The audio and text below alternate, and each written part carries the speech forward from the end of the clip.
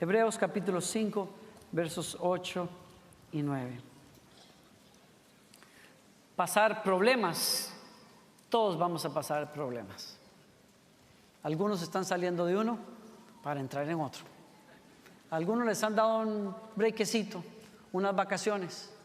Pero tener problemas, enfrentar luchas, pasar tentaciones, es cosa de seres humanos.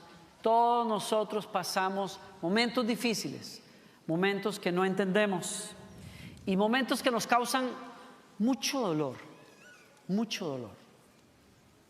Y el tema cuando uno atraviesa una prueba, cuando atraviesa un conflicto, es encontrar de dónde nosotros tomamos fuerza para llegar a donde tenemos que llegar, enfrentar eso.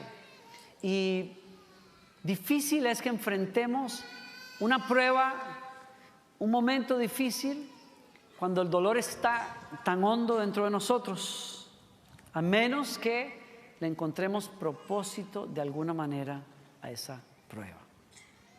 Y ahí está la parte dura. No siempre vamos a entender por qué, pero sí podemos encontrar fuerzas en saber que hay un propósito por el cual estamos atravesando eso. Usted me dirá, pastor, ¿en qué se puede basar usted para decir que ese dolor y esa situación tan difícil tenga un propósito? Yo no se lo veo. Bueno, me baso en el Evangelio. La razón por la cual usted y yo estamos aquí no es para escuchar a una persona, es para refrescar nuestro corazón con el Evangelio. Y el Evangelio nos enseña a nosotros que hay un propósito detrás de pruebas, que hay un propósito detrás del sufrimiento en la vida de los cristianos.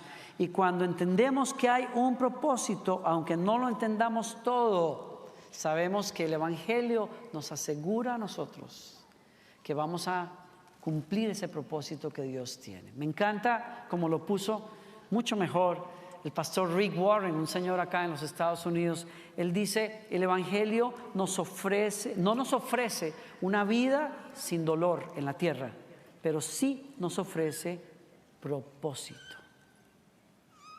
No nos ofrece no experimentar dolor, porque todo lo experimentamos, pero sí nos ofrece propósito. ¿Por qué? ¿Por qué el Evangelio nos ofrece propósito? Bueno, porque el Evangelio precisamente es la historia de nuestra salvación, cómo los seres humanos encuentran perdón de pecados y comunión con Dios después de ser una raza caída. El Evangelio dice, Dios le permitió a su propio Hijo hacerse uno de nosotros, padecer rechazo, violencia y muerte misma, pero levantarse de la tumba al tercer día para sentarse en un trono de gloria, porque ha vencido. Y nos dice, su historia es nuestra historia. Él venció el pecado y Él nos enseña a vencer el pecado. Él venció la tumba y un día usted y yo vamos a vencer la tumba. Él está sentado en un trono de gloria y Él nos imparte su victoria en alguna medida hoy en la tierra y en el futuro de una manera plena completamente en la eternidad. Es la historia de nuestra salvación que incluye el sufrimiento, que incluye el dolor, que incluye momentos terribles en la vida de Jesús, que Dios no los esquivó. Dios no esquivó la cruz para su propio Hijo. Y según las palabras de los apóstoles en el Nuevo Testamento, voy a decirlo de otra manera, si Dios no eximió a su propio Hijo del sufrimiento, ¿por qué lo haría para nosotros? Lo dejó pasar por allí porque en medio del sufrimiento logró un propósito. Había un propósito hacia el cual el Hijo de Dios iba, y era ser hecho perfecta ofrenda por los seres humanos. Ese es el propósito del sufrimiento del Hijo de Dios. Voy a decirlo de otra manera. Jesús es Dios hecho carne, por lo tanto es perfecto. ¿Sí o no? ¿Estamos de acuerdo? Es perfecto, no conoció pecado. Entonces, ¿por qué dice la Biblia que tuvo que ser perfeccionado? Porque no es perfección en el sentido de ausencia de pecado. Él ya era así, sino perfección como hombre. Él como ser humano necesitaba ser entrenado en la obediencia. Como ser humano necesitaba atravesar tentaciones y pruebas en donde Él se sometiera completamente a Dios Padre. Y al hacerlo, nos diera el modelo del hombre perfecto. ¿Cuál es el hombre perfecto? El que se somete a la voluntad de Dios y vence cualquier distracción diciendo, no mi voluntad, sino la tuya. Ahí se convirtió en el hombre perfecto, el hombre obediente que puede salvar a los desobedientes que somos nosotros para llevarnos de regreso a la gloria de Dios. Por eso Jesús fue hecho perfecto como ofrenda, como ser humano.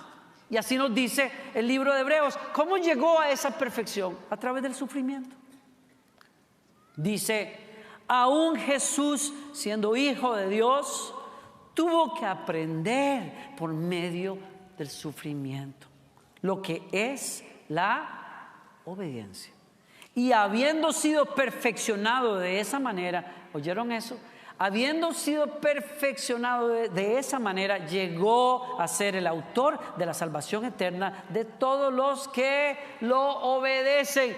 Está diciendo los señores, quizás en el momento el sufrimiento para Jesús no tuvo sentido, pero en algún momento la Escritura nos revela a nosotros ese sufrimiento, o en medio de ese sufrimiento Él encontró paz en saber que había un fruto bueno de todo ese sufrimiento, que era necesario en alguna medida. ¿Por qué?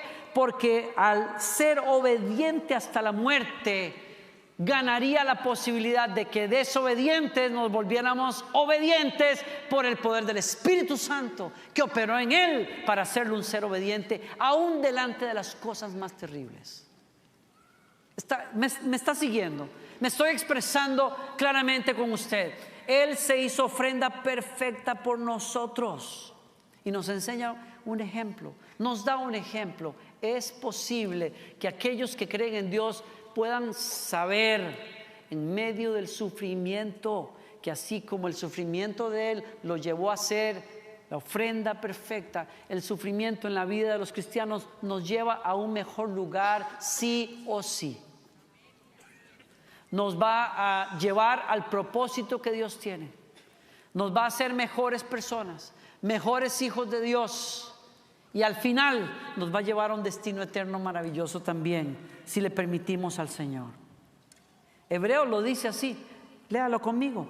Esto lo hacemos al fijar la mirada en Jesús, el campeón que inicia y perfecciona nuestra fe. Oiga esto, mire qué interesante. Qué poderoso. Debido al gozo que le esperaba, Jesús soportó la cruz sin importarle la vergüenza que ésta representaba. Y ahora está sentado en el lugar de honor junto al trono de Dios. ¿Qué nos dice a nosotros?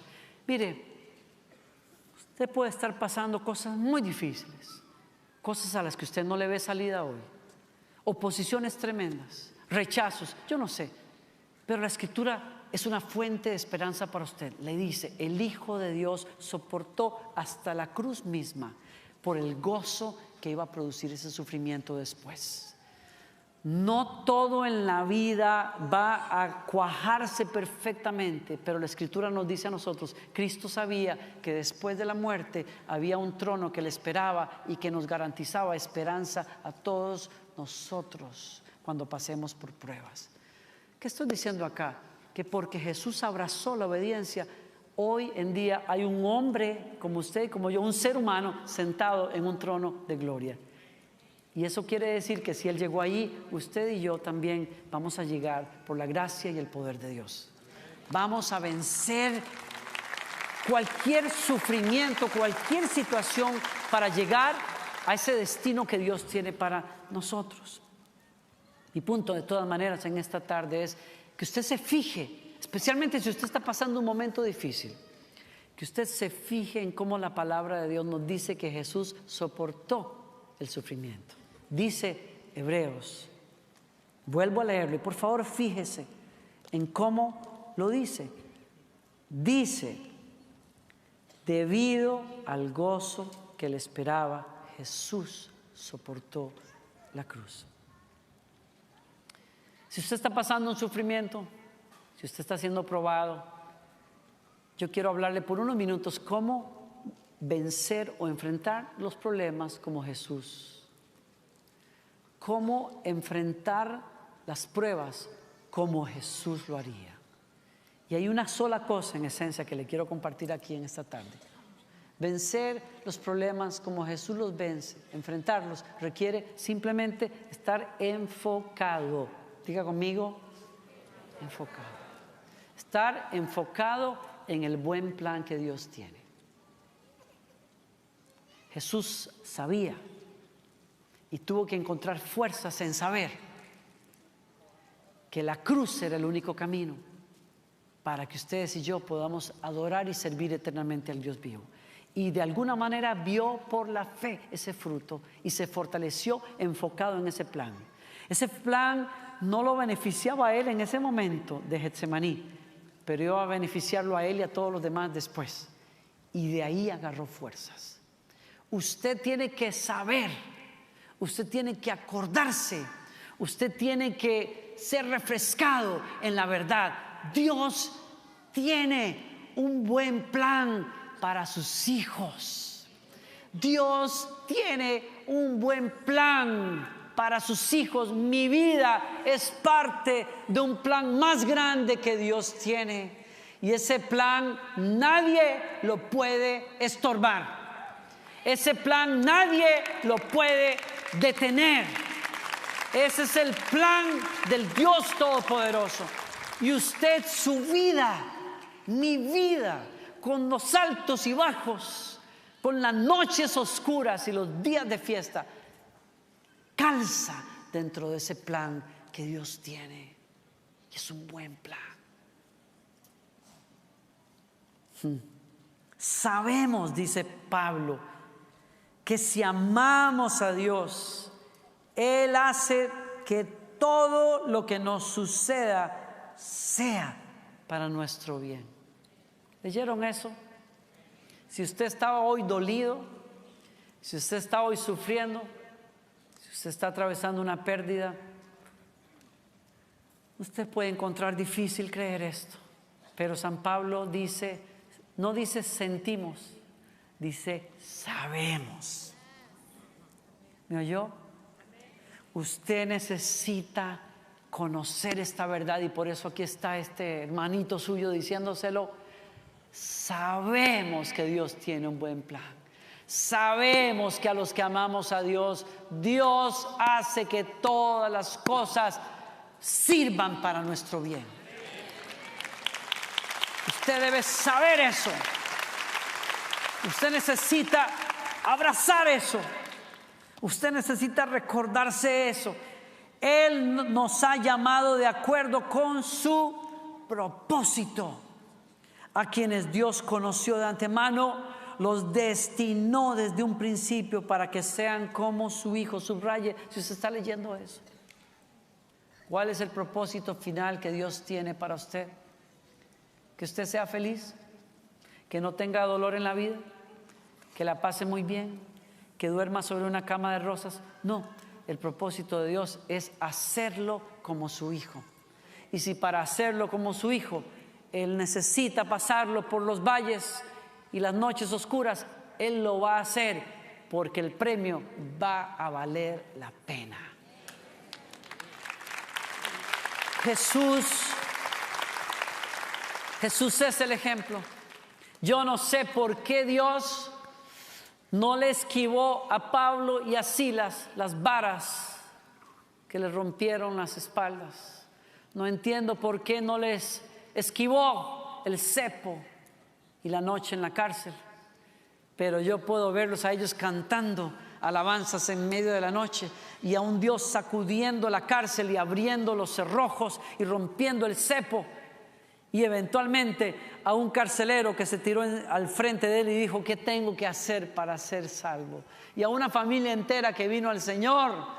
Y a un Pablo que funda una iglesia en Filipo, que da testimonio de Jesús por generaciones. de que hay gozo aún en medio del sufrimiento, de que Dios nos va a permitir pasar por momentos difíciles, pero Él nos va a sacar adelante y Él nos va a mostrar su gloria y en medio nos va a hacer como la imagen de su propio Hijo. Gente fiel, gente que persevera, gente que tiene paciencia, gente que se guarda para Dios, no importa lo que pase. Yo veo que Pablo recibió una recompensa ahí nomás, aunque le dolían mucho las espaldas, pero aún así bautizó a ese hombre y a su familia y vio una iglesia que nacía en Filipo. Pero el premio final, Pablo dice, yo no lo puedo ver aquí. Yo me estoy preparando para una gloria que es tremenda al frente mío. Dios está forjando en nosotros algo tremendo. Si usted le preguntara a José, José nos diría lo mismo. ¿Por qué Dios no me esquivó la traición de los sinvergüenzas, esos calzonudos de mis hermanos? ¿Por qué me arrancó de los brazos de papá? ¿Por qué dejó que me vendieran como a unos miserables madianitas? ¿Por qué dejó que la sinvergüenza, la vieja esa, me acusara de algo que no había hecho? ¿Por qué dejó que me hundieran en la cárcel? ¿Y por qué el sinvergüenza ese se olvidó de mí después de que le di la profecía de que lo iban a regresar delante del faraón? Yo no sé por qué. Yo creo que él nunca habrá entendido por qué. Pero años después, cuando el anillo del rey estaba en su mano y cuando su papá y sus hermanos vinieron a postrarse pidiendo comida en Egipto, les dijo, Dios mío, ustedes pensaron dañarme, pero Dios lo pensó para bien. ¡Wow! Eso es tremendo. Eso es un testimonio que nos da la palabra de Dios a nosotros. Y yo no quiero pecar de simplista, porque yo sé que las situaciones que muchos vivimos son demasiado difíciles. Pero por algo se contaron estas historias, para que usted sepa, usted, no importa cómo se llame o en qué época ha nacido, el principio es eterno. A los que aman a Dios, todas las cosas obran para el bien de ellos en el nombre del Señor. Hay un bien superior y eterno que Dios va a provocar en la vida de las personas que viven para ese plan que Él tiene. El Señor se lo recuerda a usted el día de hoy. Y levante la fe y la esperanza en medio de lo que usted esté pasando. Cuando le dijo el Señor a su pueblo Israel por Jeremías, pues conozco los planes que para ustedes tengo, dice el Señor, son planes de bien y no de mal, para darles un futuro y una esperanza. ¿Quién dice sí a eso? Moisés es una persona que decidió renunciar a ser llamado hijo de la hija de Faraón. Y al renunciar a ser llamado hijo de ella, su hijo adoptivo se ganó el desprecio de todo un imperio. Vivió en el destierro, fue menospreciado, quisieron tratarlo como un criminal, pasó 40 años en el desierto, tuvo que sacar a un pueblo para 40 años más en el desierto. Vivió una vida de incomodidades y de retos difíciles. Pero dice la Escritura, lo hizo todo con gusto porque tenía el enfoque correcto. Mi vida, mi comodidad no está aquí en la tierra. Moisés decía, tengo la mirada puesta en la recompensa. Yo prefiero pasar incomodidades aquí, pero sé que hay una recompensa eterna que me espera. A mí no me importa si todos los capítulos no se cierran bien aquí. Yo tengo una corona que me espera allá y yo prefiero, si es la voluntad de Dios, sufrir aquí, pero voy a ganar una corona adelante. Voy a ser hallado fiel y justo. Qué ejemplo para nosotros tan fuerte. ¿Cuántos de nosotros, perdone que se lo diga, pero cuántos de nosotros nos enojamos con Dios, como yo me he enojado cuando no me contestó la oración, cuando mamá se fue finalmente con el Señor después de que teníamos cadenas de oración en Latinoamérica? Yo me enojé, aunque usted no lo crea. Sí, con cara de buena gente y todo, pero no hablé totalmente así con Dios, así francamente como por un año. Ay, Señor, gracias que tú tienes misericordia. ¿Cuántos de nosotros, cuando amigos nos presionan, negamos a Jesús por nada? ¿Cuántos de nosotros cedemos ante cosas tan pequeñas comparado con las pruebas que enfrenta un Pablo toda la vida, contra los vituperios que pasa Moisés toda una vida. ¿Cuántos se hubieran doblado las rodillas ante un horno de fuego? Pero Sadrach, Mesach y Abednego dijeron: no, señores, discúlpenos, rey, usted puede ser muy lindo, muy poderoso, pero nosotros tenemos un Dios al cual respetamos y sabemos que Él nos puede librar de ese horno, pero si no nos libra, Él sabrá. Nosotros no doblamos rodilla delante de nadie más. Wow. ¿Ustedes piensan que ellos sabían la otra parte de la historia, cuando alguien como un ángel se iba a poner en medio del horno de fuego y caminar con ellos, y que saldrían del horno de fuego sin olor a fuego? Ellos no sabían eso. Se la jugaron 100%, como se hace con Dios. Señor, si me libras, pero si no, ahí te voy. Si tú quieres librarme de tú me puedes librar, pero si no quieres librarme, ni te entiendo. Nos conversamos el cafecito después y me lo explicas, pero yo voy a ser fiel a ti hoy.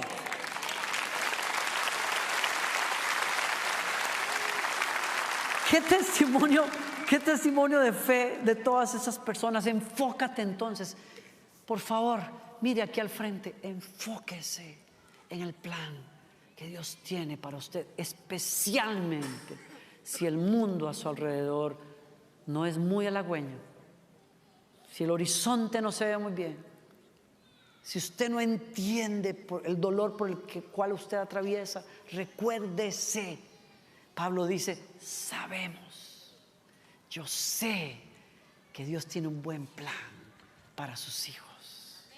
Yo sé que vale la pena servir a un Dios vivo. Yo sé que estas cosas van a pasar en algún momento, como lo dijo Pablo. Pues nuestros, oigan, miren qué belleza Pablo, ¿no? Dicen: pues nuestros pequeños y pasajeros sufrimientos.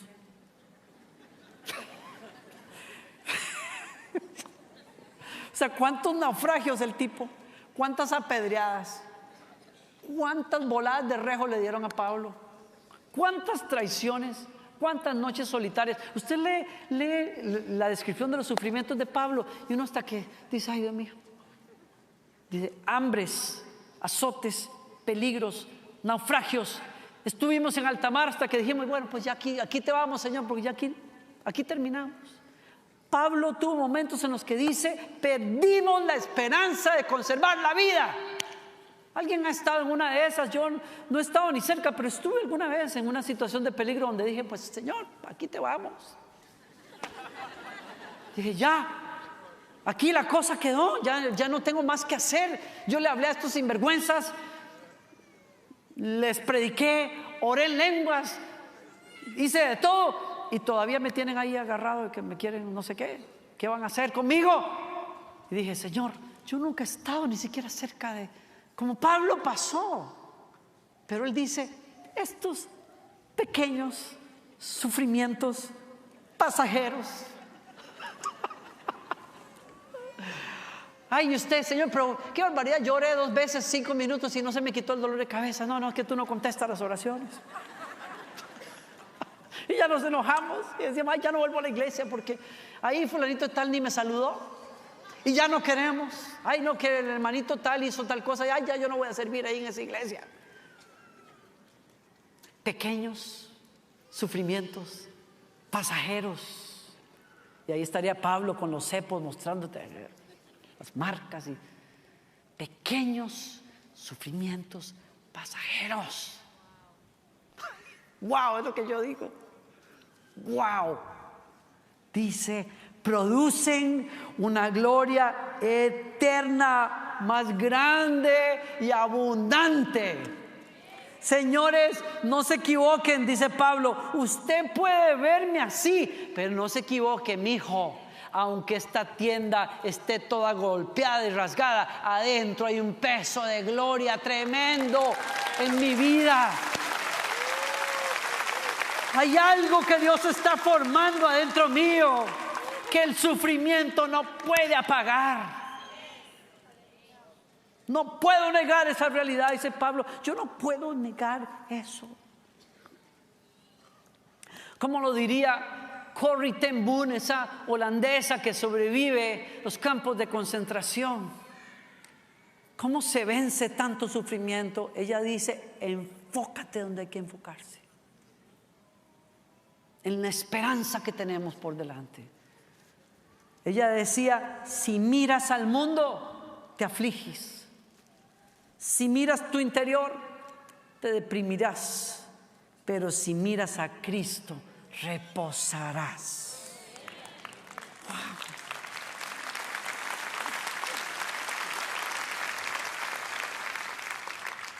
Aquí la pregunta es entonces: ¿para dónde está viendo usted? ¿Hacia dónde estás viendo? Ay, no, es que yo necesito esto para que me haga feliz Jesús, y si Jesús no me hace feliz, yo quiero ser feliz. No me malinterprete, yo quiero ser feliz. Yo no quiero una vida de sufrimientos.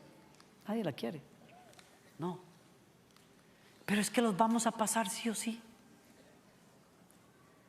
Entonces, si vamos a pasar por allí, Dios te dice: encuentra propósito en el sufrimiento. ¿Cómo?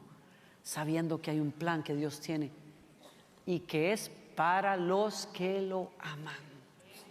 Ahí está la clave. Para los que lo aman, todas las cosas van a colaborar para un fin que es bueno. Cristo será formado en ti. Así lo dice el apóstol San Pablo. Si terminan de leer ese versículo: a los que Él llamó conforme a su propósito, para que sean hechos a la imagen de su Hijo Jesucristo. Mira el que está a su izquierda y a la derecha,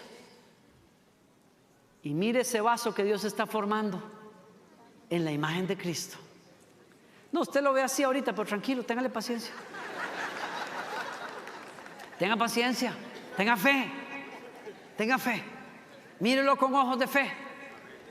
Porque usted puede estar viendo esa vasijita ahorita. Algunos son así como sí. Son como vasijotas grandes así como las caras así llenas, como la de Huicho. O quizás usted vea la cara así como más menudita. Pero no importa.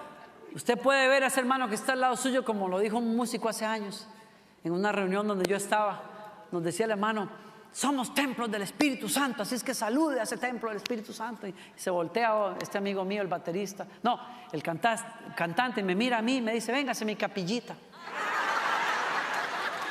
Y se voltea al baterista, que era una mole así, me dice: véngase mi catedral también. Usted puede ser que tenga formas y cosas, usted no está terminado, pero Cristo está operando en usted para hacer de usted el reflejo de Cristo. Para hacer de usted el reflejo de Cristo. Termino acá. ¿Qué versículo que me cautiva? Porque es uno de los últimos versículos en el Antiguo Testamento que tiene una promesa de que Dios va a restaurar a Israel después de apartarse. Y dice, en esa preparación que Dios va a hacer de Israel, Dios compara a Israel con joyas, con oro o con plata.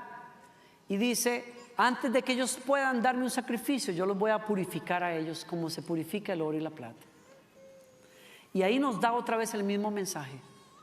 El proceso por el cual Dios va a llevar a Israel de regreso a Él quizás no sea fácil, usted sabe. Ellos fueron cautivos por muchos años. Pasaron cosas muy duras y difíciles. Pero dice el Señor: luego que pasen por ahí, ellos van a ver mi obra en ellos. Y entonces van a glorificarme a mí. El sufrimiento y los problemas se enfrentan como Cristo lo hizo, enfocados en que Dios tiene un plan y es bueno, y es hacernos a la imagen de Él, ¿no? Y entonces el versículo termina y dice: el Señor se sentará a purificar a los sacerdotes, los descendientes de Leví, como quien purifica la plata y el oro en el fuego. Y después ellos podrán presentar su ofrenda delante del Señor. Yo les leo también lo que Pedro dice: porque la fe de ustedes es como el oro. Su calidad debe ser probada por medio del fuego. La fe que resiste la prueba vale mucho más que el oro, el cual se puede destruir. De manera que la fe de ustedes, al ser así probada, merecerá aprobación, gloria y honor cuando Jesucristo aparezca. Y termino con este pensamiento. Si me traes esto, por favor. Este pensamiento. Hay procesos, sufrimientos, momentos difíciles que Dios nos deja pasar a todos.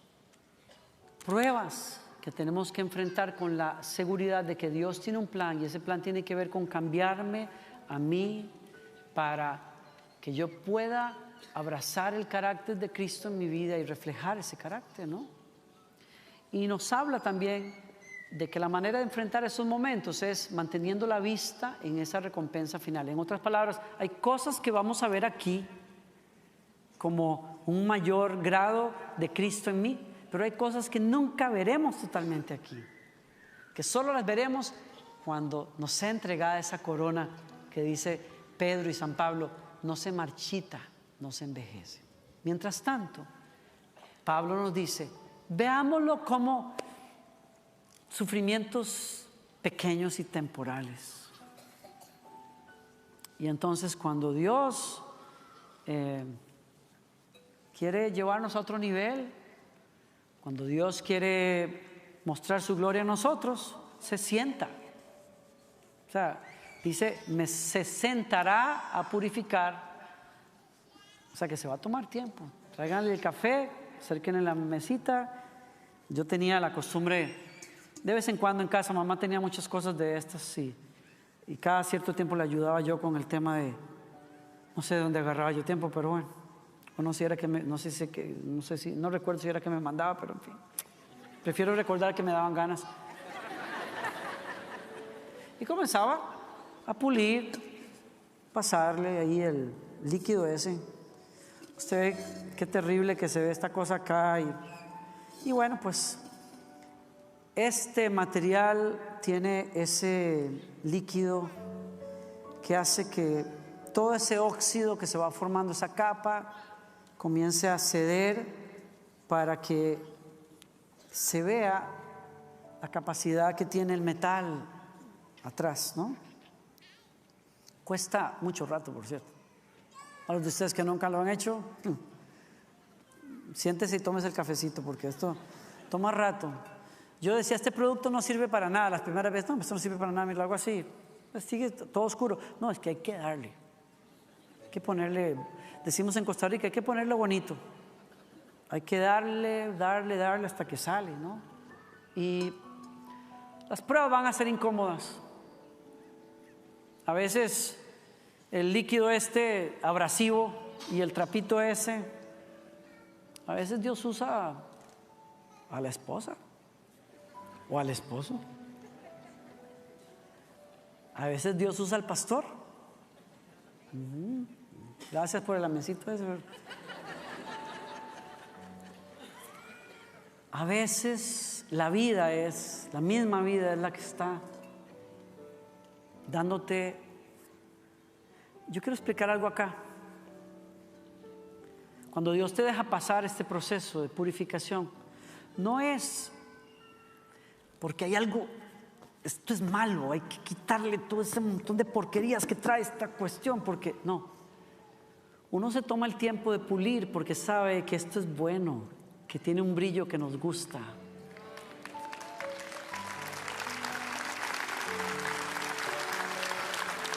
O sea, yo no tendría razón de pasar media hora puliendo esto si no supiera que cuando yo lo exhiba, uno va a decir, qué cosa tan bonita esa. Yo no sabía que era así. Yo no sabía que se veía tan bien. Cuando compramos esta pieza, no sabíamos que se veía tan bien hasta que la pulimos. Y lucimos eso porque sabíamos que detrás del óxido había un brillo que el mundo tenía que ver. No es porque fuera mala, es porque no podía, a menos que yo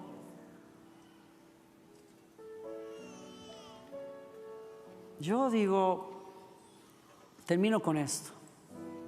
¿Cómo sabe uno ¿Cómo sabe Dios, por decirlo de alguna manera, si lo puedo decir así? ¿Cómo sabe Dios cuando su obra está terminada en nosotros? ¿Cómo sabe Dios que los procesos que hemos vivido han logrado su cometido? Cuando Él se puede ver en ti.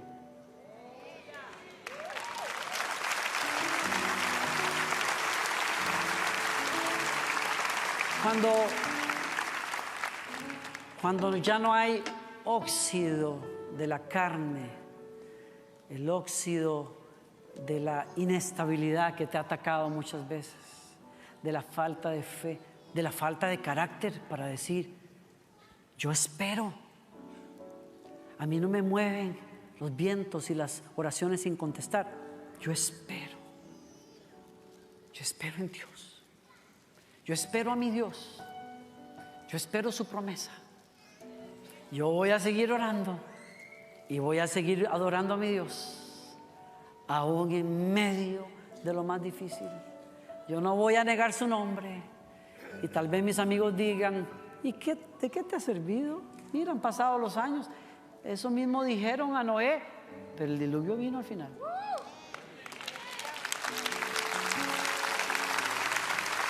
Y eso mismo le dijeron a los discípulos en los primeros siglos. ¿Y eso de qué iba a venir? ¿Y dónde está? Pero el apóstol dice, señores, no se olviden, Dios es paciente para que todos lleguen al arrepentimiento. O sea, Dios tiene unas medidas y unos tiempos distintos a los míos. Ay, cómo yo quisiera que Dios me hubiera cambiado el temperamentico ese que tenía yo a los 19 años. Rápido, así como yo le decía, Señor, cámbiame, pero así. Como algunos de ustedes, dame paciencia, pero así. Yo no sé por qué Dios le pone al trapo más brazo de vez en cuando y le da más duro. Pero yo sí puedo distinguir aún algunas veces en este lado de la eternidad que Dios ha hecho algo en mí. Porque de alguna manera, yo no sé cómo, hay gente que ve a Jesús en mí a veces. Y yo digo, algo habrá hecho Dios en mi vida. Y aunque me costó,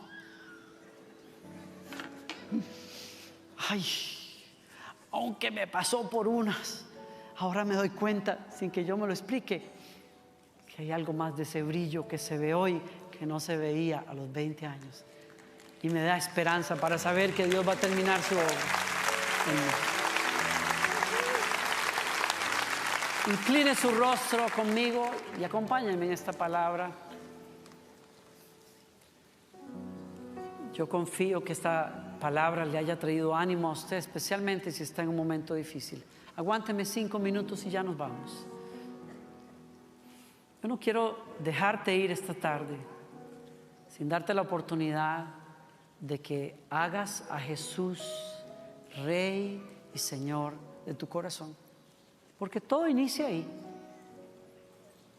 Yo me pregunto, si Dios nos llamara a cuentas la tarde de hoy, ¿estás completamente seguro de que estás en comunión con tu Creador y que Él es tu Salvador? Y si no es así, yo te quiero dar la oportunidad de que lo hagas ahora mismo, orando. Es tan sencillo como decirle, Jesucristo, me rindo a ti. Pero tienes que decirlo sinceramente. Y tienes que estar arrepentido de tus pecados y de la manera en que has caminado hasta ahora. Y si ese eres tú y haces esta oración, Él promete venir a tu corazón y comenzar una vida nueva. Y entonces, lo que hoy leímos es verdad para ti. A los que aman a Dios, todas las cosas les van a ayudar para el bien y el propósito que Él tiene. Buenas tardes. Oh, eres tú la única razón de mi adoración, oh Jesús. Eres tú la esperanza que anhelé tener, oh Jesús. Confía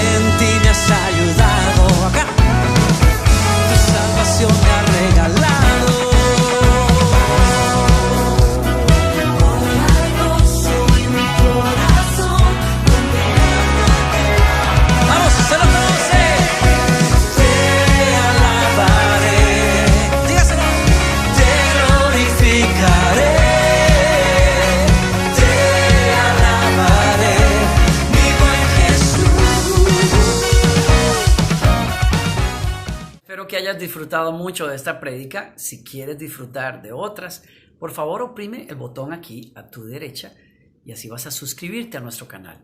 Y si quieres disfrutar de nuestra más reciente producción, por favor aprieta el botón a este lado y vas a disfrutar de la música más reciente del ministerio. Gracias por estar en nuestro canal.